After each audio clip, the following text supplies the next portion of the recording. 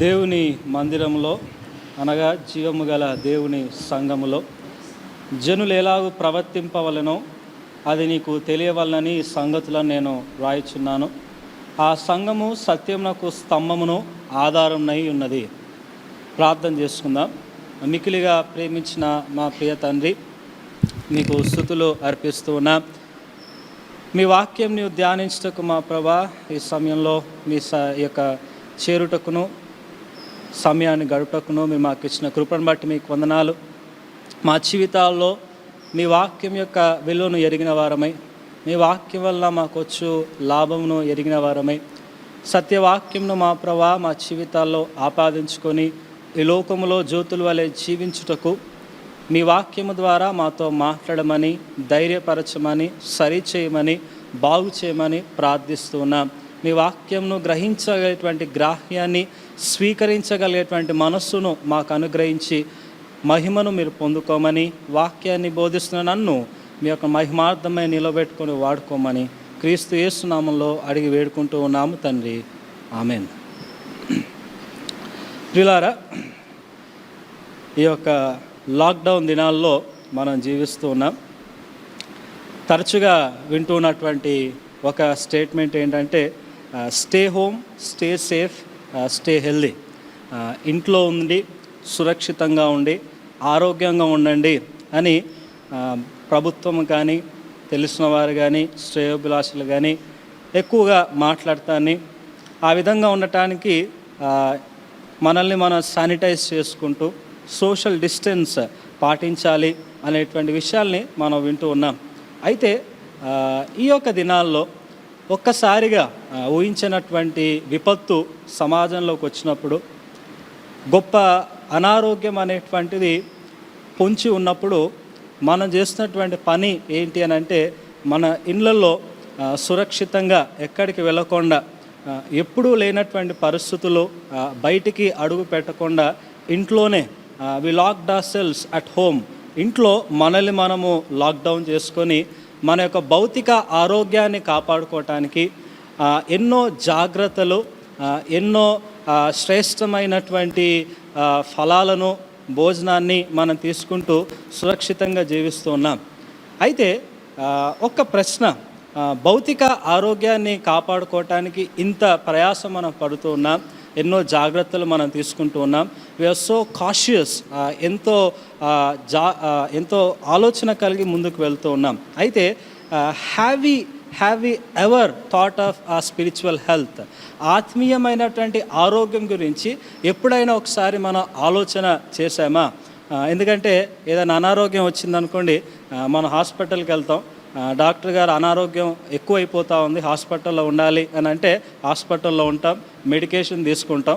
బయటకు వచ్చిన తర్వాత ఎంతో చక్కని ఆరోగ్యంతో బయటకు వస్తాం. అయితే యథావిధిగా మనం జీవించం. ఎందుకని నాకు అనారోగ్యం వచ్చిందో దాన్ని తెలుసుకొని మరలా అది నాకు రాకుండా జాగ్రత్త పడి నేను ముందుకు వెళ్ళటం అనేటువంటి జరిగిద్ది. అదేవిధంగా ఆత్మీయంగా మనం జీవిస్తూ ఉన్నప్పుడు దేవుని వాక్యం మనకి సమృద్ధిగా లభిస్తూ ఉంది. ఎప్పుడూ విననటువంటి వాక్యాలను వింటూ ఉన్నాం. ఎప్పుడూ కేటాయించినటువంటి సమయాన్ని ఇళ్లల్లో ఉండి మనం కేటాయిస్తూ ఉన్నాం.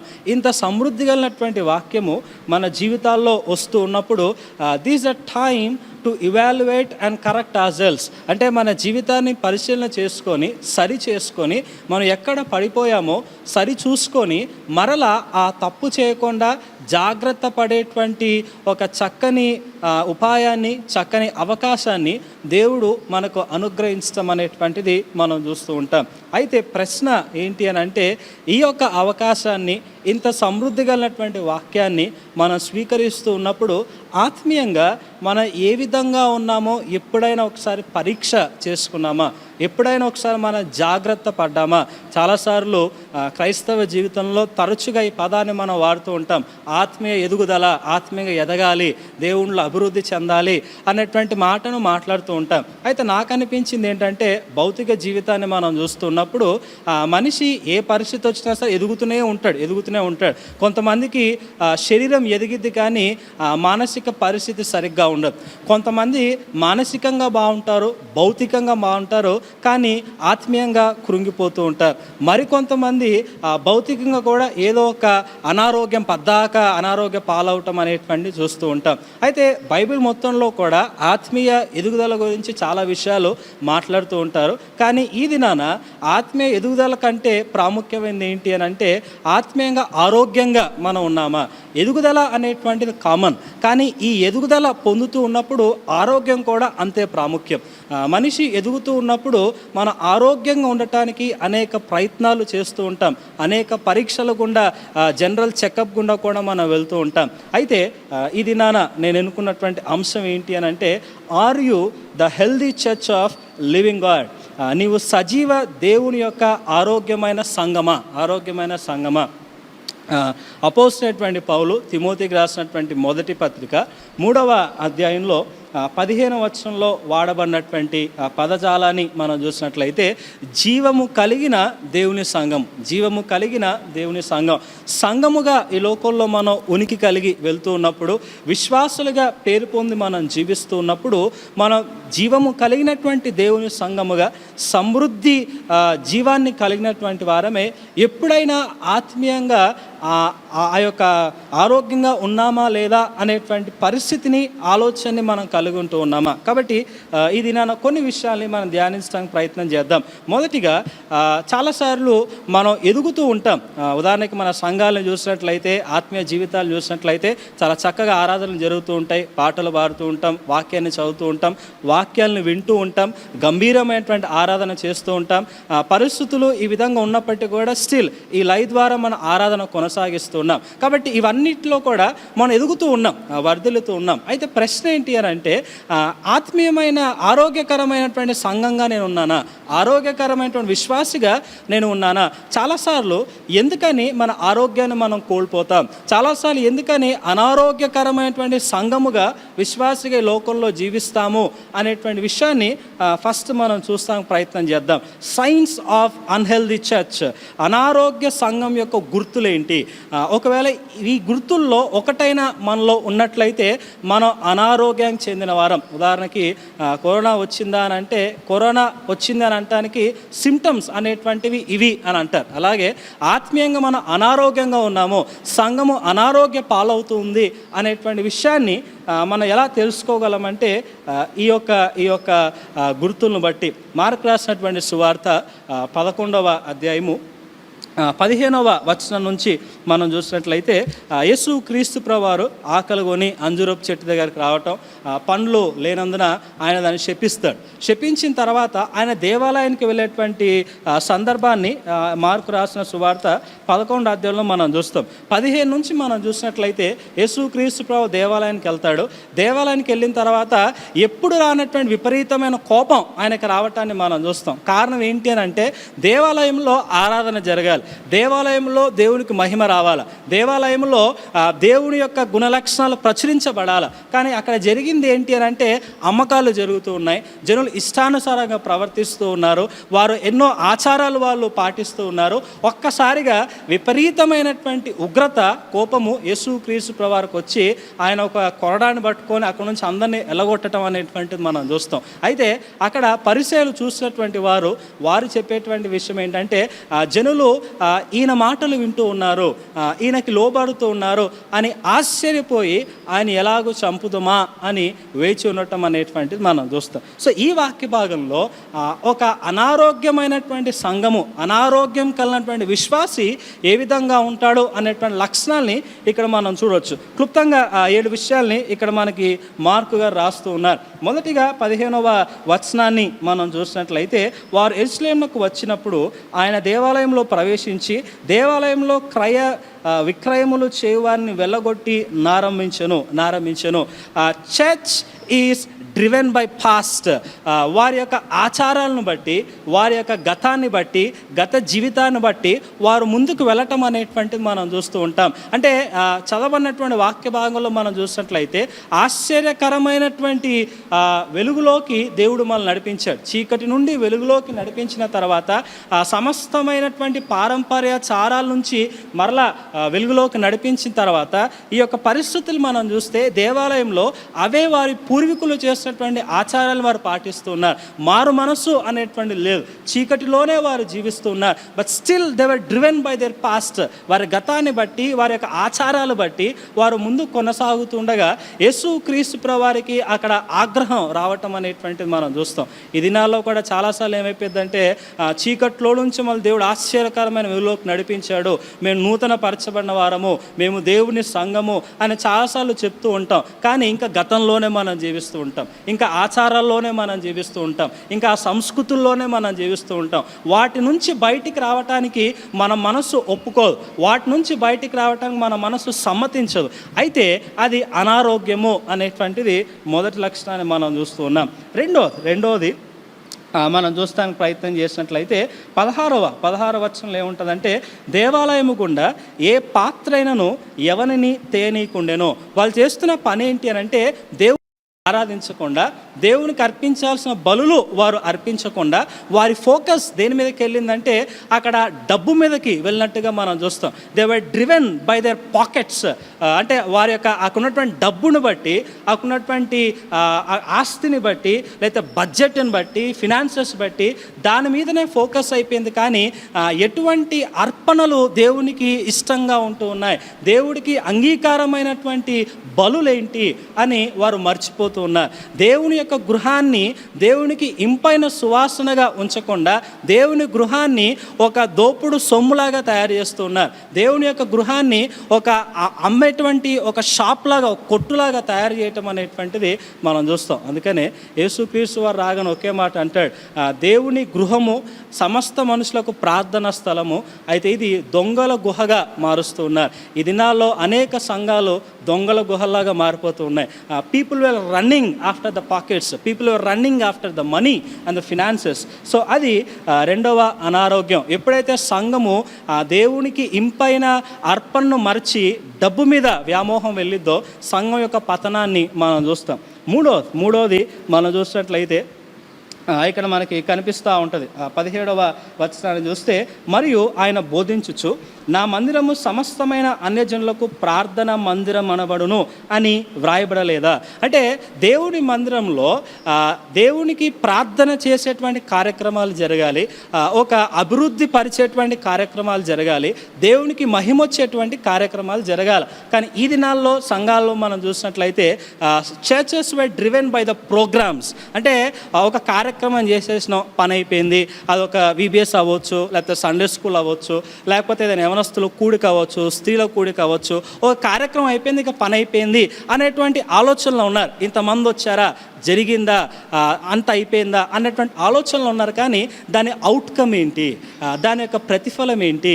ఇంతగా వెచ్చిస్తూ ఉన్నాం డబ్బుల్ని, ఇంతగా సమయాన్ని వెచ్చిస్తూ ఉన్నాం, ఇంతగా అందరు అటెండ్ అవుతూ ఉన్నారు, దీని తర్వాత ఫలితం ఏంటి? దీని తర్వాత ఒక వ్యక్తి పొందేటువంటి లాభం ఏంటి? ఒకసారి ఒక సండే స్కూల్ పిల్లోడు వాళ్ళ నాన్నని ప్రశ్న అడిగాడు, డాడీ నువ్వు చిన్నప్పుడు సండే స్కూల్కి వెళ్ళావా అని అంటే, ప్రతి వారం కూడా నేను వెళ్తా ఉన్నాను అని ఆ వ్యక్తి చెప్పాడు. అయితే ఆ చిన్న అబ్బాయి డాడీతో ఏమన్నాడంటే, అవునా, అయితే నేను కూడా వెళ్తాను, ఎందుకంటే ఎలాగో నీకు మార్పు లేదు కాబట్టి నేను కూడా వెళ్తాను, నేను కూడా ఇలానే ఉంటా, నాకు పెద్ద వచ్చేది కూడా ఏం లేదు. అంటే what is the outcome of our programmes? అంటే సంఘంలో జరిగేటువంటి కార్యక్రమాల యొక్క ఆ యొక్క ప్రతిఫలం ఏంటి, మనం పొందుకున్నటువంటిది ఏంటి, అది ఆలోచన చేయట్లా. యథావిధిగా ఏదో చేసేస్తూ ఉన్నారు, కానీ దేవునికి నచ్చుతూ ఉందా, జనాలు మారుతూ ఉన్నారా అనేటువంటిది వాళ్ళు అక్కడ గమనించాలి. అది మూడోది.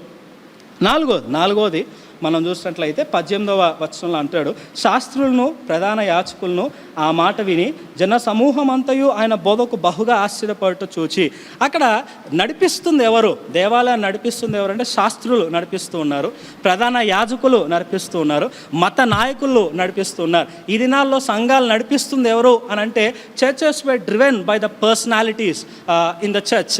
సంఘంలో ఉన్నటువంటి అనేక మంది సంఘాలను నడిపిస్తూ ఉన్నారు, అనేక మంది వారి మీద ఫోకస్ అనేటువంటిది వెళ్తూ ఉంది. కానీ వాస్తవానికి సంఘము ఒక విశ్వాస జీవితము నడిపించబడాల్సింది మనుషుల ద్వారా కాదు, దేవుని ద్వారా. Church must be driven by the personality of God but not the personality of men. ఈ దినాల్లో కాపరులు నాది సంఘం అనుకుంటారు, లేదా పెద్దలు నాది సంఘం అనుకుంటారు, లేదా దాంట్లో ఉన్నటువంటి వారు నాది సంఘం అనుకుంటారు. కానీ వాస్తవానికి నీది కాదు, నాది కాదు. It belongs to God. దేవునికి చెందినటువంటిది, దేవుని సొత్తు అయినటువంటిది. ప్రాముఖ్యత దేవునికి చెందాలి, సొత్తు దేవునికి చెందాలి. దేవుని యొక్క ఆధీనంలో సంఘం అనేటువంటి నడబడాలా. అప్పుడే సంఘంలో మనం చూడగలిగేటువంటిది దేవుని కార్యాలు. లేని పక్షంలో మన కార్యాలు, మన యొక్క ప్రశంసలే కనిపిస్తూ ఉంటాయిగా, దేవుడు కనిపించదు. అది 4వది. ఐదవది మనం చూస్తాం, ప్రయత్నం చేస్తుంటే 18వ వచనంలో యేసుక్రీస్తు ప్రభువారి ఆశ్చర్యకార్యాలు ఏట చూసి జనాల అక్కడ పరిచయాలు అందరూ కూడా కోపం వచ్చేస్తుంది.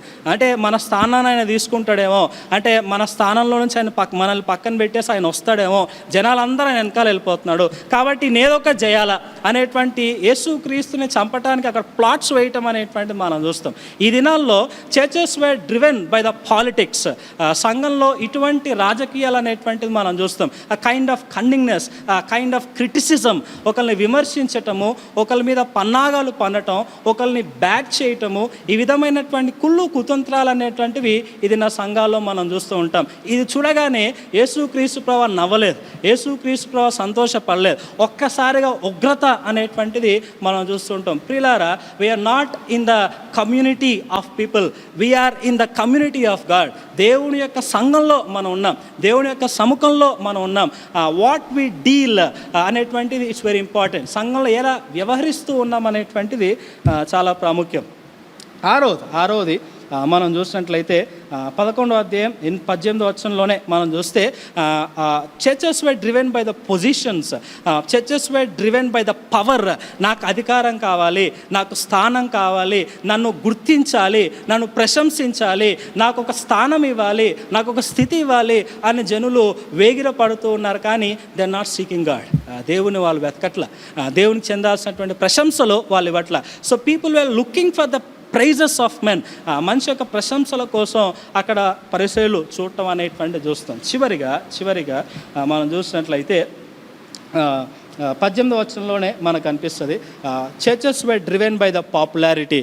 మన సంఘం గురించి మనుషులు ఏమనుకుంటూ ఉన్నారు, మన సంఘం ఎదుగుతుందా, జనాలు ఎక్కువ మంది వస్తూ ఉన్నారా, ఇవే చాలామంది చూసుకుంటూ ఉన్నారు. కానీ దేవుడు ఏమనుకుంటూ ఉన్నాడు, మన జీవితాల గురించి దేవుడు ఆలోచిస్తుంది ఏంటి? It's not about the quantity, it's about the quality. ఎంతమంది ఉన్నారని కాదు, ఎంతమంది వస్తున్నారని కాదు, ఎవరు ఏమనుకుంటున్నారని కాదు, నాణ్యత అనేటువంటిది సంఘాల్లో ఉందా? సూపర్ మార్కెట్కి వెళ్ళినప్పుడు ఏ పడితే మనం తీసుకో, నాణ్యమైన వస్తువులే మనం తీసుకుంటాం. అలాంటిది సంఘంలో నాణ్యమైనటువంటి విశ్వాసులు తయారవుతున్నారా, నాణ్యమైనటువంటి సంఘంగా ఈ లోకంలో మనం జీవిస్తున్నాం. ఇవి 7 కారణాలు. ఒకవేళ ఈ 7 కారణాలు మన సంఘాల్లో, మన జీవితాల్లో కనిపిస్తే మనం ఆత్మీయంగా అనారోగ్యంగా ఉన్నాము అని ఆలోచన చేయాలి. అయితే ప్రశ్న ఏంటంటే, ఎందుకని సంఘంలో ఇవన్నీ ఉంటా ఉన్నాయి? Why churches were driven by all these negative forces అని అంటే, ఎందుకంటే సంఘం యొక్క అర్థం మనకు తెలియదు, సంఘం యొక్క ఉద్దేశం మనకు తెలియదు, సంఘం ఎందుకని స్థాపించబడిందో మనకు తెలియదు, సంఘం ఎందుకని లోకంలో బ్రతికి ఉందో మనకు తెలియదు.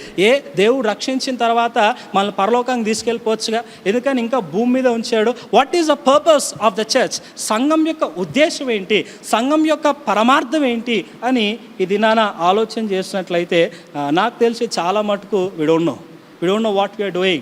సంఘంలోకి వచ్చి మనం ఏం చేస్తున్నాం మనకు తెలియదు. అదేంటంటే మాకు తెలియదా అని అంటే, ఒకసారి ఒక ఆయన మొత్తం దాదాపు కొన్ని లక్షల సంఘాలని ఆయన సర్వే చేసి ఆయన తెలుసుకున్నది ఏంటంటే, వెళ్ళి అడిగాడు, అయ్యా సంఘం ఎందుకని స్థాపించబడింది, ఈ లోకంలో విశ్వాసిగా నువ్వు ఎందుకున్నావు అని చాలామందిని అడిగినప్పుడు విశ్వాసులు 89% విశ్వాసులు చెప్పింది ఏంటంటే, నా అవసరాలు తీర్చడానికి సంఘం ఉంది అనేటువంటి చాలామంది చెప్పారు. అయితే 11 మంది చెప్పింది ఏంటంటే, దేవునికి నచ్చింది చేయడానికి సంఘం ఉంది అనేటువంటిది 11% చెప్పాడు. ఈ దినాల్లో చాలామందికి we think church is for us, but వాస్తవాన్ని మనం చూసినట్లయితే సంఘం మనకు అని అనుకుంటాం, కానీ వాస్తవాన్ని మనం చూసినట్లయితే చర్చ్ ఈజ్ ఫర్ గాడ్. సంఘం అనేటువంటి దేవుని కొరకుంది, మన కోసం కాదు. We are the part of church for the work of God. అందుకనే సంఘము అనే పదాన్ని గ్రీకు భాషలో ఎక్లీషియా అని అంటారు. అంటే ఎక్లీషియా అని అంటే చాలాసార్లు సగం అర్థం చెప్పి చాలామంది పాస్టర్లు ఆపేస్తారు, పిలువబడిన జనాంగము అని చెప్పి ఆపేస్తారు. కానీ వాస్తవంగా ఎక్లీషియా అని అంటే called out of the world and sent again into the world with a specific task. లోకము నుండి పిలువబడి మరలా లోకంలోనికి ప్రత్యేక పనితో పంపబడిన జనాంగమే సంఘం. అంటే లోకం నుంచి పిలవడ్డాము, కానీ మరలా లోకంకే పంపబడ్డాము. కారణం ఏంటంటే ఒక ఉద్దేశం అనేటువంటిది నాకు ఉంది, ఒక పరమార్థం అనేటువంటి నాకు ఉంది. సంఘంగా నాకంటూ ఒక పని ఉంది. అందుకనే సంఘాన్ని 2 భాగాలు చేస్తాం. సార్వత్రిక సంఘం అంటాం, స్థానిక సంఘం అంటాం. సార్వత్రిక సంఘం అనేటువంటి సామూహికంగా అపోస్తుల కార్యం నుండి క్రీస్తు వచ్చేంత వరకు కూడా రక్షణ పొందిన వారందరినీ ఆ యొక్క సార్వత్రిక సంఘం అంటాం. స్థానిక సంఘం అంటే ఏంటి అని అంటే స్థానికంగా ఆయా ప్రదేశాల్లో ఉండేటువంటి వారు. అయితే లోకల్ చర్చ్ చేసేటువంటి పని, స్థానిక సంఘం చేసే పని ఏంటంటే local church reflects the universal church. స్థానిక సంఘం అనేటువంటిది సార్వత్రిక సంఘానికి ప్రతిబింబంగా ఉంటుంది. అందుకనే మన యొక్క ఆంధ్రకేశ్వ కీర్తనలో చక్కని పాట ఉంటుంది, 641 కీర్తనలో, సంగమ సర్వాంగమ పరలోక రాజపు ప్రతిబింబమ కదా. పరలోక రాజ్యానికి సంఘము ప్రతిబింబము, సార్వత్రిక సంఘానికి సంఘం ప్రతిబింబము, దేవుని యొక్క గుణలక్షణాలకి సంఘం ప్రతిబింబము, దేవుని ప్రచురపరిచేటువంటిదే సంఘము. అయితే ఈ దినాల్లో ఆ విధంగా సంఘాలు జీవిస్తూ ఉన్నాయా? నా ప్రశ్న ఏంటంటే అన్ని కంపెనీస్ని మీరు చూసినట్లయితే, లేకపోతే ఏ ఇన్స్టిట్యూషన్ అయినా మీరు చూసినట్లయితే వాళ్ళకంటూ ఒక గురువు ఉంటుంది, వాళ్ళకంటూ ఒక విజన్ ఉంటుంది, వారికంటూ ఒక మిషన్ స్టేట్మెంట్ ఉంటుంది. మేము ఇది చేయాలి, we stand for this, we want to achieve this. అయితే ప్రశ్న ఏంటంటే మన సంఘాలకు ఏదైనా మిషన్ స్టేట్మెంట్ ఉందా? మన సంఘాలకు ఏదైనా విజన్ స్టేట్మెంట్ ఉందా? మేము ఇది చేరుకోవాలనుకుంటూ ఉన్నాం, దిస్ ఈజ్ అవర్ గోల్, ఇది మా ధ్యేయము, ఇది మా గురి, మేము ఈ విధంగా వెళ్ళాలనుకుంటూ ఉన్నాం అని ఏ సంఘానికైనా ఈ దినాల్లో మిషన్ స్టేట్మెంట్స్ అనేటువంటి చర్చ్ బిల్డింగ్ బయట కనిపిస్తూ ఉన్నాయా? ఐ థింక్ నో, చాలా మటుకు తక్కువ. కారణం ఏంటి అని అంటే we don't know what we are doing. ఒకసారి విమానంలో ప్రయాణిస్తూ ఉండగా పైలట్ నడిపేటువంటి వ్యక్తి అనౌన్స్మెంట్ చేస్తాడు, అయ్యా మనకి చెడు వాడుతుంది. మంచి వార్త ఏంటంటే గాలి చాలా చక్కగా ఉంది, ప్రకృతి చాలా బాగుంది, విమానం మంచి స్పీడ్లో వెళ్తూ ఉంది, చాలా చక్కని హైట్లో వెళ్తూ ఉంది, అది మంచి వార్త. చెడు వార్త ఏంటి అని అంటే మనం ఎక్కడికి వెళ్తున్నామో మనకు తెలియదు, కంపాస్ పగిలిపోయింది అని ఆయన చెప్పడం జరిగింది. ఈ దినాల్లో కూడా వీఆర్ డూయింగ్ ఎవ్రీథింగ్, అన్నీ మనం చేస్తూ ఉన్నాం, కానీ ఎటువైపు వెళ్తున్నాం మనకు తెలియదు, దేనికోసం చేస్తున్నాం మనకు తెలియదు, మన పరమార్థం ఏంటి, మన ఉద్దేశం ఏంటో మనకు తెలియదు. ఏ దిక్కు లేనటువంటి, ఏ ధ్యేయం లేనటువంటి క్రైస్తవ బతుకుల్ని ఈ దినాల్లో మనం బతుకుతూ ఉన్నాం. అట్టి బతుకు వాస్తవమా అనేటువంటి సామెతలు 29:18 వచనంలో మనం చూసినట్లయితే, where there is no vision the people perish.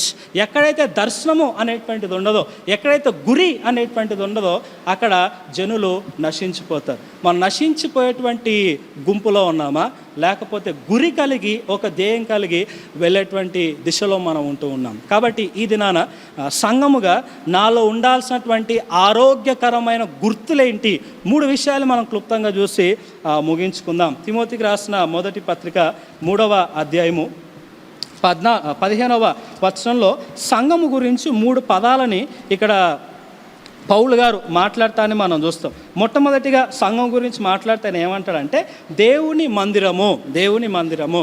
So church is the house of God. So the 3 hallmarks of healthy church, అంటే ఆరోగ్యకరమైనటువంటి సంఘం యొక్క ముఖ్య గుర్తులు ఏంటంటే, మొదటిది ఎగ్జిబిషన్ ఆఫ్ గాడ్స్ గ్లోరీ, దేవుని మహిమ యొక్క ప్రతిబింబమే సంఘం. అది మన యొక్క ముఖ్య గుర్తు. దేవుని మందిరము అనే పదాన్ని మనం చూసుకుంటే తెలుగులో మందిరము అని ఉంటుంది, ఇంగ్లీష్లో కానీ గ్రీక్లో కానీ హౌస్ ఆఫ్ గాడ్ అని ఉంటుంది, దేవుని గృహము అని ఉంటుంది. గృహము అని అంటే మనుషులు నివాసం చేసేటువంటిది, గృహము అని అంటే ఒక వ్యక్తి నివాసం చేసేటువంటిది. దేవుని గృహము అని అంటే దేవుడు నివాసం చేసేటువంటిది, దేవుడు నివసించేటువంటిది. So we see the indwelling of God in that particular place. So సంఘము అంటే ఏంటి, లేకపోతే నా దేహము విశ్వాసి అని ఏంటంటే నాలో దేవుడు నివాసం చేస్తాడు. అందుకని అంటాడు కదా, మీ హృదయమే దేవుని ఆలయము. కాబట్టి మనలో దేవుడు నివాసం చేస్తూ ఉన్నప్పుడు దేవుడు ఎక్కడైతే ఉంటాడో అక్కడ మహిమ ఉండేది. ఉదాహరణకి మనం చూస్తే సొలొమోను ఒక గొప్ప దేవాలయాన్ని కట్టిస్తాడు. కట్టించిన తర్వాత వాక్యాన్ని మనం చూస్తుంటే దేవుని మహిమ ఆ యొక్క దేవాలయం నిండెను అనేటువంటి పదాన్ని మనం చూస్తాం. కానీ వాళ్ళు తప్పు చేశారు. కొన్ని సంవత్సరాలైన తర్వాత దేవాలయం కూలిపోయింది.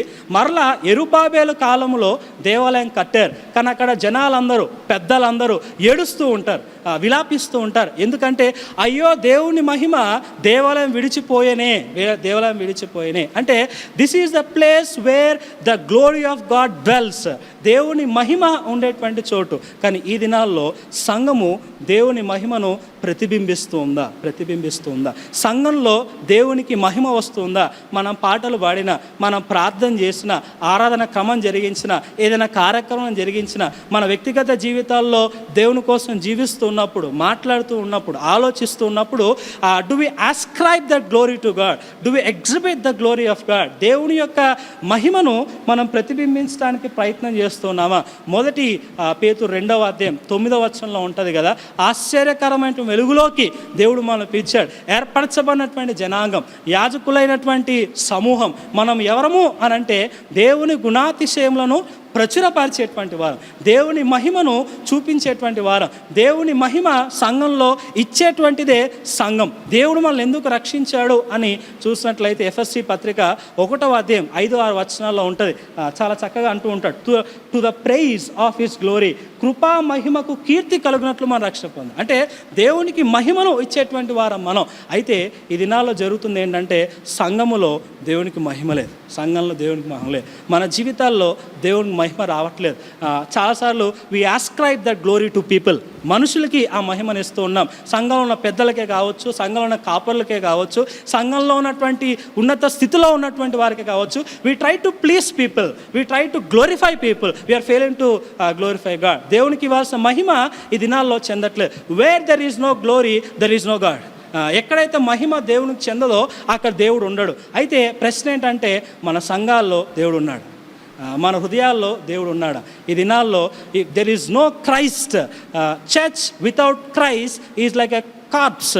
అంటే క్రీస్తు లేనటువంటి సంఘము మృతదేహంతో సమానం. అందుకని యేసుక్రీస్తు ప్రకటన గ్రంథం 3వ అధ్యాయం 1 వచనంలో ఏముంటుందంటే, జీవించుచున్నావు అన్నటువంటి పేరు నీకు ఉన్నది కానీ నీవు మృతుడవే. చాలాసార్లు ప్రియులారా, క్రైస్తవులుగా ఈ లోకంలో మనం జీవిస్తున్నాం కానీ దేవుని మహిమపరిచేటువంటి వారంగా మనం లేదు.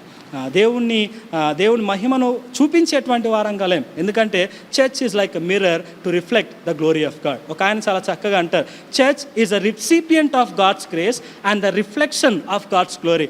అంటే సంఘము అనేటువంటిది దేవుని యొక్క కృపను పొందుకున్న వారే దేవుని మహిమను ప్రతిబింబించేదే సంఘం. కానీ ఈ దినాల్లో కృప అయితే పొందుకున్నాం కానీ మహిమనైతే మనం చూపించలేకపోతాం. సో అది మొదటిది. సో అది మొదటి గుర్తు. రెండవ గుర్తుని మనం చూస్తానికి ప్రయత్నం చేసినట్లయితే అక్కడ అంటూ ఉన్నాడు, జీవము కలిగిన దేవుని సంఘం, సో సెకండ్ క్వాలిటీ సంఘానికి ఉండాల్సింది ఏంటంటే ఎడిఫికేషన్ ఆఫ్ గాడ్స్ ఫ్లాక్. దేవుని మంద యొక్క పరిపక్వత అనేటువంటిది కనిపించాలి. దేవుని మంద అనేటువంటి ఎదగటం మనకు కనిపించాలి. Church is not a dead organisation, it's a living organism. సంఘము అనేటువంటిది మృతమైన వ్యవస్థ కాదు. సంఘము అనేటువంటిది జీవము కలిగినటువంటి ఒక జీవి. దేవుని యొక్క జీవము మనలో ఉన్నప్పుడు, పరిశుద్ధాత్మ దేవుడు మనలో నివాసం చేస్తున్నప్పుడు వాడబడిన పదం ఏంటంటే, మనం సేవించేటువంటి దేవుడు సజీవుడు కాబట్టి సంఘం కూడా సజీవంగా ఉండాలి, సంఘం కూడా బ్రతికినటువంటి దానిగా ఉండాలి, సంఘం కూడా జీవము కలిగినటువంటిదిగా ఉండాలి. కానీ దినాల్లో జరుగుతుంది ఏంటంటే సంఘంలో జీవం తగ్గిపోతూ ఉంది. ఒకవేళ అనారోగ్యం వచ్చినప్పుడు నాడి పట్టుకొని చూస్తూ ఉంటారు. అలాగే ఈ దినాన దేవుడు మన సంఘాన్ని, మన జీవితాన్ని నాడి పట్టుకొని చూస్తే అది అలా కొట్టుకుంటుందా లేకపోతే ఎక్కడో మూలం ఉందా అనేటువంటిది కూడా మనం చూసుకోవాలి. అయితే పేతురు రాసిన మొదటి పత్రిక 2వ అధ్యాయంలో పేతురు గారు ఒక చక్కని మాటల్ని ఆయన మాట్లాడతాం అనేటువంటిది మనం చూస్తాం. పేతురు రాసినటువంటి పత్రిక మనం చూస్తే, సమస్తమైన దుష్టత్వమును, సమస్తమైన వేషధారణను, అసూయను, సమస్త దూషణ మాటలను మాని ఎప్పుడు మనం మారుతాము, ఎప్పుడు దూషణ మాటల్ని మారుతాము, ఎప్పుడు దుష్టత్వాన్ని మాన్తాము అని అంటే దేవుని దయాళుడని రుచి చూచినప్పుడు కదా. దేవుని రుచి చూస్తే, దేవుని రక్షణ మనం పొందుకుంటే ఇవన్నీ మాని క్రొత్తగా జన్మించిన శిశువు పోలిన వారమై నిర్మలమైన వాక్యమును పాల వలన రక్షణ విషయంలో ఎదుగు నిమిత్తము ఆ పాలను ఆపేక్షిస్తాము. ఆ పాలను ఇంగ్లీష్లో చాలా చక్కగా ఉంటుందండి. ఏముంటుందంటే అక్కడ 2వ వచనంలో you must crave for pure spiritual milk and cry out for nourishment. Crave and cry out అంటే నిజంగా రక్షణ పొందితే నేను ఎదగాలి అని నేను దేవుడికి మొర పెడతా ఉంటాను. ఈ దినాల్లో మనం చూసినట్లయితే అయ్యా నాకు ఇది లేదు, నాకు దయచే, నా పిల్లలు మాటినట్లేదు, నాకు సమస్యలు ఉన్నాయి అని దేవుని దగ్గర మనం విలాపిస్తూ ఉంటాం, ప్రార్థన చేస్తూ ఉంటాం. కానీ ఎప్పుడైనా ఏ విశ్వాసైనా అయ్యా నేను ఆత్మీయంగా ఆరోగ్యంగా ఉండాలా, ఎదగాల అని ఏడ్చి ప్రార్థన చేస్తాం. ఎన్నో సాక్ష్యాలు మనం చూస్తూ ఉంటాం, నాకు ఇది జరిగింది అది జరిగింది అని అంటారు, కానీ దేవుళ్ళో నేను ఎదిగాను, పాపం నుంచి బయటకు వచ్చాను అని ఏ సాక్ష్యమైనా మనకు కనిపించేద్దాం. అంటే సంఘంలో ఏం కరువు అవుతూ ఉంది అని అంటే ఎదుగుదల కనిపించట్లా, ఆరోగ్యం కనిపించట్ల. నిజంగా ఎదిగిన వ్యక్తి ఏ విధంగా ఉంటాడు అని అంటే ఎఫెసీ పత్రిక 4వ అధ్యాయము మనకు 13 నుంచి 16 వచనంలో ఏముంటుందంటే విశ్వాసములో ఏకత్వం పొందిన వారుగా ఉంటాం. మన సంఘం పేరు కూడా అదే కదా, యునైటెడ్ చర్చ్ అంటే ఏకత్వం కలిగినటువంటి సంఘం. కానీ ఏకత్వం ఉందా? సో సంఘములో ఎదుగుదల ఎప్పుడు మనం చూస్తామంటే ఏకత్వం ఉన్నప్పుడు. సంఘంలో ఎదుగుదల మనం ఎప్పుడు చూస్తామంటే దేవుడి యొక్క సంపూర్ణత మనలో ఉన్నప్పుడు. సంఘంలో ఎదుగుదల మనం ఎప్పుడు చూస్తామంటే సత్యమును ప్రేమతో మాట్లాడినప్పుడు. సంఘంలో ఎదుగుదల మనం ఎప్పుడు చూస్తామంటే దేవుని మనం సేవించినప్పుడు. ఆదివారం ఆరాధనకు వచ్చామంటే అయిపోయిందంటే వెళ్ళిపోవటమే. ఇక సంఘాల్లో పరిచారం అంటే పరిచర్య ఏముంది, ఏం చేయాలా, ఇవన్నీ పీపుల్ ఆర్ నాట్ బాదర్డ్. ఉదాహరణకి ఆదివారము చూస్తే చాలా మటుకు ఒక 1000 మందో లేకపోతే 500 మందో 700 మందో మనకు కనిపిస్తూ ఉంటారు. కానీ ఈ లైవ్ని వీక్షించేది కేవలం 400 మంది కంటే తక్కువే.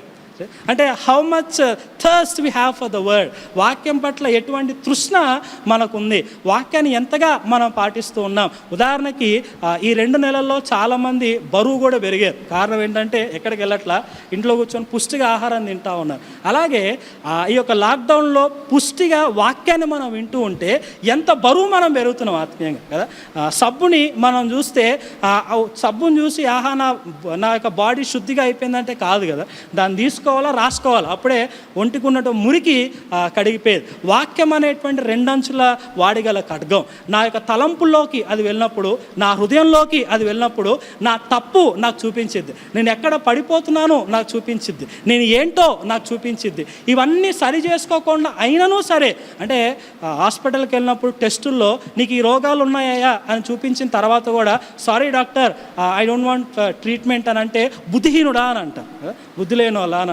అంటే వాక్యం ఇంతగా నేనేంటో నాకు చూపించగా ఇంకా నేను ఎదగని పక్షంలో నేను ఎవరిని బుద్ధిహీనున్న బుద్ధి కలిగినటువంటి వాళ్ళు. Church is there to edify each other, to construct each other, not to criticise each other. సంఘం అనేటువంటిది ఒకరినొకరు కట్టుకోవటానికి, ఒకరినొకరు బలపరచుకోవటానికి, ఒకరినొకరు ప్రోత్సహించుకోవటానికి, అందరూ కలిసి ఎదగటానికి సంఘం ఉంది. అంతేగాని ఒకరు గురించి మాట్లాడుకోవటంగా. ఒక ఆయన చాలా చక్కగా అంటాడు, we should not speak about others, we should speak to the others. వేరే వారి గురించి మాట్లాడొద్దు, అంతగా అక్కర ఉంటే వారితో మాట్లాడాలి కానీ వారి గురించి మాట్లాడదు. As a church. అది 2వది. చివరిగా క్లుప్తంగా ముగిచ్చేస్తాను. 3వది మనం చూసినట్లయితే సంఘం ఏంటి అని అంటే సత్యమునకు ఆధారమును స్తంభమునై ఉన్నది. So church is a pillar and support of truth. So 3వది మనం చూసినట్లయితే ఇవాంజలిజం ఆఫ్ ద లాస్ట్. దేవుడిని సత్యమును ప్రచురపరిచేదే సంఘం. మరి ఈ దినాల్లో అసలు మనలో సత్యం ఉందా? వేరే వారికి స్తంభంగా ఉండటం కాదు, ఆధారంగా ఉంటాం కాదు, మనలో సత్యం ఉందా? నోరు తెరిస్తే అబద్ధాలు మాట్లాడుతూ ఉంటాం, కల్పితాలని మాట్లాడుతూ ఉంటాం, లేనిపోయినవి చెప్తూ ఉంటాం. బట్ సంఘము ఎవరు అని అంటే సత్యానికి స్తంభం అంట, సత్యానికి ఒక ఆధారం అంట. అంటే ఈ యొక్క బిల్డింగ్ ఈ విధంగా ఉంది అని అంటే అది స్తంభమే. సువార్త ఈ విధంగా ఉంది అని అంటే, ఈ లోకంలో దేవుని సత్యము ముందుకెళ్తుందంటే ఇట్స్ చర్చ్, అది సంఘం. అయితే ఈ దినాన సంఘము ఆ విధంగా ఉండగలుగుతుందా? పేతురు రాసిన 1వ పత్రిక 2వ అధ్యాయం 11వ వచనం 12వ వచనంలో ఇంగ్లీష్లో ఈ విధంగా ఉంటుంది, be careful to live properly among your unbelieving neighbours. అంటే మీ యొక్క ఇరుగు పొరుగు వారి మధ్య నివసించే విషయంలో బహు జాగ్రత్తగా ఉండండి. ఎందుకనంటే సత్యానికి కేంద్రం మీరు, సత్యానికి ఆధారం మీరు.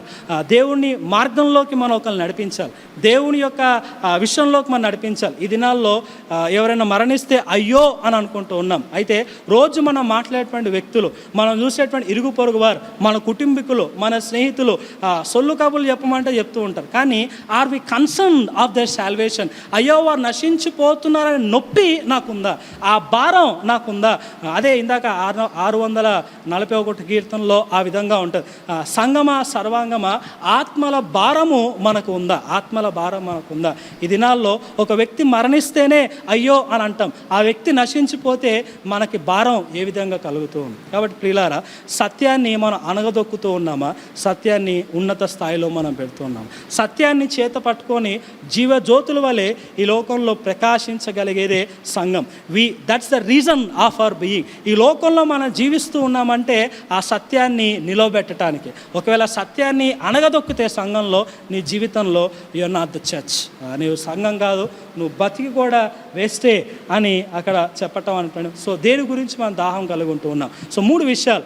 సంఘం ఆరోగ్యంగా ఉంది అని అంటే ఆ సంఘంలో దేవునికి మహిమ ఉంటుంది. సంఘం ఆరోగ్యంగా ఉందంటే ఆ సంఘం ఆత్మీయంగా అభివృద్ధి చెందిద్ది. సంఘం ఆరోగ్యంగా ఉందంటే ఆ సంఘం బయటికి వెళ్ళి సువార్త ప్రకటించిద్ది.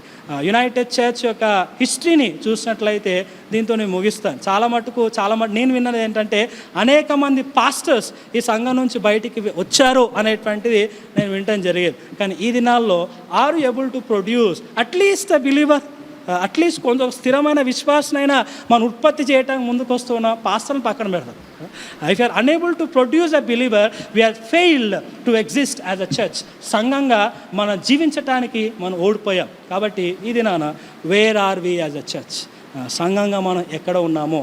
ఆరోగ్యంగా ఉన్నామా, అనారోగ్యంగా ఉన్నామా? ఒక్కసారి పరిశీలన చేసుకుందాం. దేవుడు మన నాడిని పట్టుకొని చూస్తే మన నాడి కొట్టుకుంటుందా, ఆగిపోయిందా? ఒకసారి పరిశీలన చేసుకొని దేవుని మహిమను మనం ప్రచురపరిచినట్లుగా, దేవునిలో ఎదుగునట్లుగా, ఆరోగ్యంగా ఉన్నట్లుగా, అందరినీ దేవునిలోకి నడిపించేటట్టుగా సత్యాన్ని చేత పట్టుకొని ముందుకు వెళ్ళేటువంటి కృప దేవుడు మనకు అనుగ్రహించునుగాక. చెవులు గలవాడు ఆత్మ చెప్పుచున్నటువంటి మాట వినుగాక. ప్రార్థన చేసుకుందాం. మా మిక్కిలిగా ప్రేమించిన ప్రియ తండ్రి, మీకు వందనాలు. మీ రక్తముతో మమ్మల్ని కడిగి పవిత్రపరిచి చీకటిలో నుండి మమ్మల్ని పిలిచి ఆశ్చర్యకరమైనటువంటి వెలుగులోకి మమ్మల్ని నడిపించి సత్యవాక్యంను చేత పట్టుకొని జ్యోతుల వలె సంఘముగా ఈ లోకంలో జీవించే కృప మాకు అనుగ్రహించారు. అయితే ఈ లోకంలో మేము ముందుకు వెళ్తున్నప్పుడు క్రీస్తు అనే పునాది మీద, వాక్యము అనే పునాది మీద మేము కట్టబడచ్చు, నిర్మించబడచ్చు, మహిమను మీకు ఆరోపిస్తూ ఆత్మీయంగా ఎదుగుతూ అనేకులను మీ వైపు తిప్పేటువంటి సంఘముగా ఆ సామర్థ్యతను మాకు అనుగ్రహించి మహిమను మీరు పొందుకోమని ప్రార్థిస్తూ యేసు క్రీస్తు నామంలో అడిగి వేడుకుంటూ ఉన్నాము తండ్రి. ఆమేన్.